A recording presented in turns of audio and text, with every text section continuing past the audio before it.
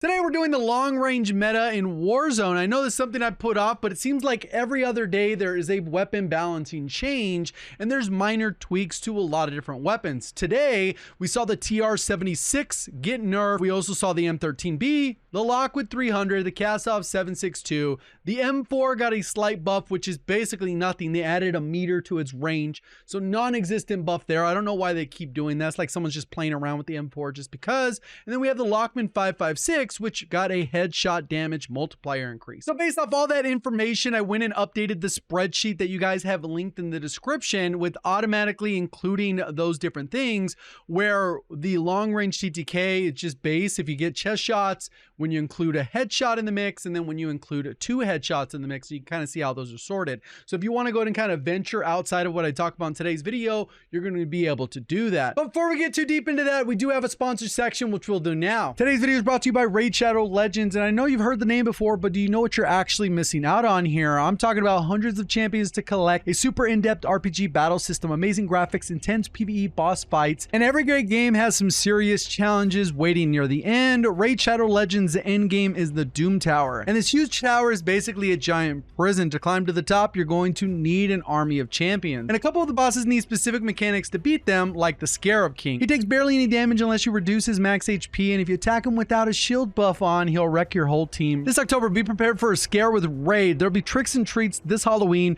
for those who brave the Raid Yard. Simply download Raid Shadow Legends using the links below, copy your in-game player ID, and then you venture over to the raidyard.polarium.com.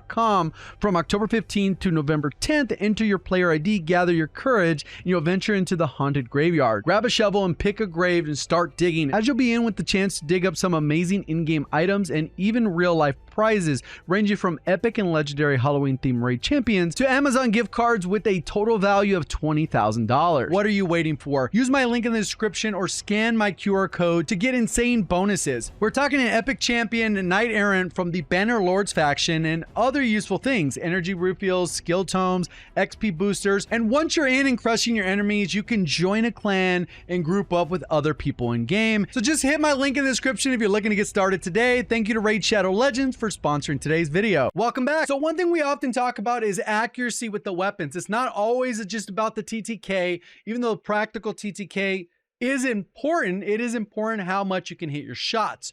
What I notice is when I went through and I test the specific guns in the firing range at the 50-meter target, you can see my accuracy in the top left. For a total of 10 targets, I was approximately 40% accuracy.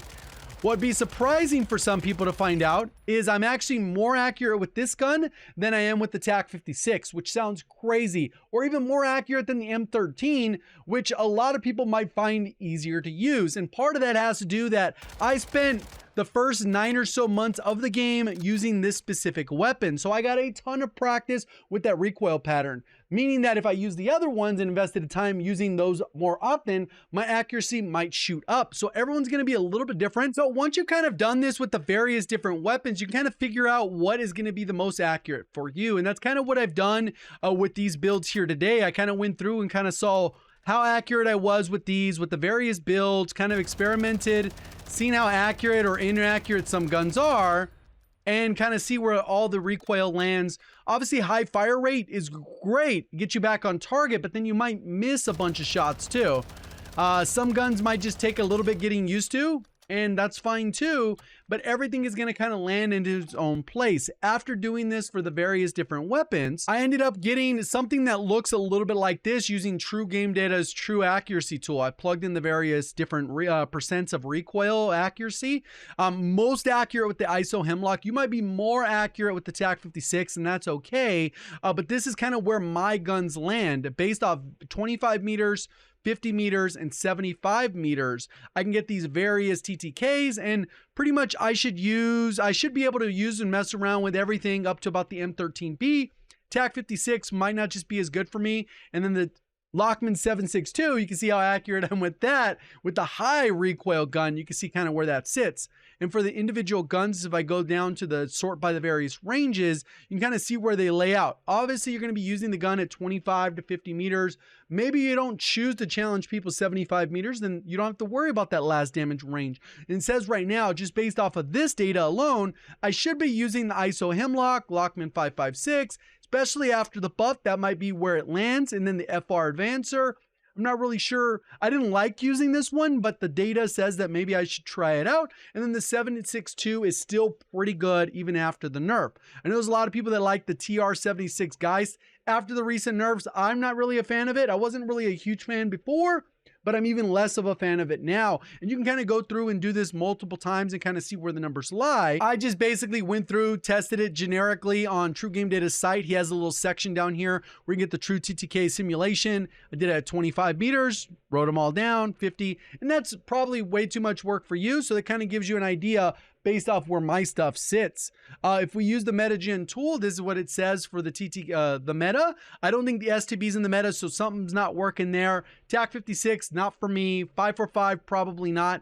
Razorback might be a really good option for some, so maybe that's something worth considering. FR Advancer, and then you can see kind of some of the other guns that I like just do not fit on here. So there could be huge differing opinions based off input. And that's why we're going to go over what my top are right now. So I think the M13 is still a pretty good option. Like I said, I am not a fan of it. I've tried different builds. And for whatever reason, I just do not like it. The fast fire rate's nice, especially up close. It's very versatile, how accurate you can be, all those types of things. Staying on target, getting aim assist, being accurate on the target. It's all good stuff, but I feel like you just bleed through bullets so much and you have to land shots on target way too often to a point where maybe you're going to miss 2 shots. So not my favorite, but I think it's still a really solid option. And you kind of see how the build works there. Hemlock, surprisingly, is a really good option. And this is the same build we've had forever. I think it's nice to be able to have a suppressor over there just with the muzzle flash, get a little bit extra range, all that type of stuff. And this one is a pretty solid option. I like the fire rate being a little bit slower. Not quite as slow as the 7.62, which only has a 600. This thing is a little bit faster than that, but I think the biggest drawback for me on this one is the mag size. Even though with this, I'm basically not going to miss shots, and I'm going to be very accurate with it. So solid front runner in terms of low recoil accuracy. That brings us to the 5.56 long range. I put this one as a very good option.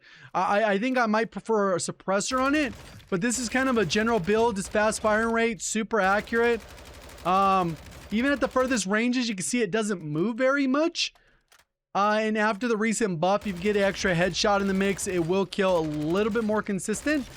And even though it doesn't have the fastest TTK, it's still a pretty solid weapon overall, and that's why I like it quite a bit. The TR, I have not liked it pretty much ever since the beginning. This is kind of how I would use it. I know a lot of people like the iron sights. I think the recoil is way too inconsistent to give up a recoil attachment for an optic, and you're even using high velocity on here to tune for lower recoil.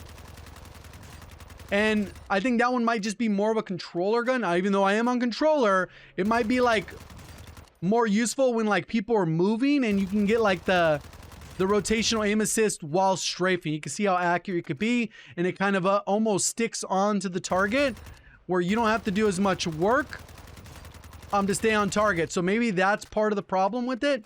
With the iron sights, you can still take advantage of that, even though you're not getting that visual zoom in with the gun. You gotta kind of factor that all in. That's why the accuracy I talked about in the beginning is important. You kind of got to factor real game scenarios when people are strafing. How accurate are you going to be? And here's the 5.56. Like I said, I'm not the biggest fan of this one.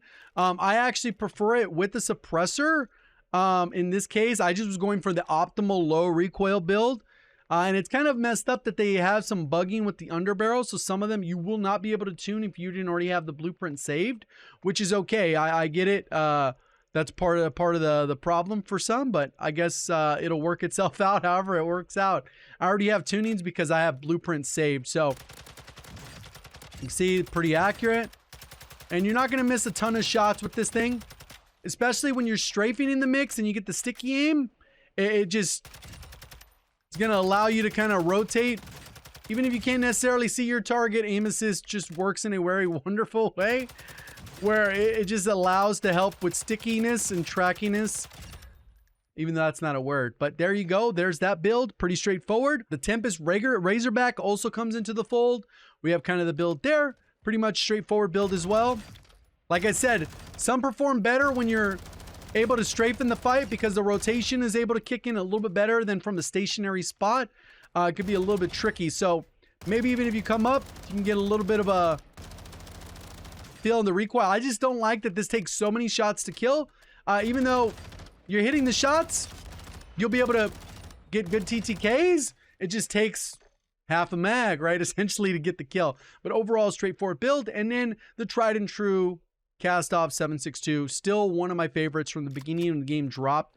I use this basically for entire life cycle when I was playing the game every day.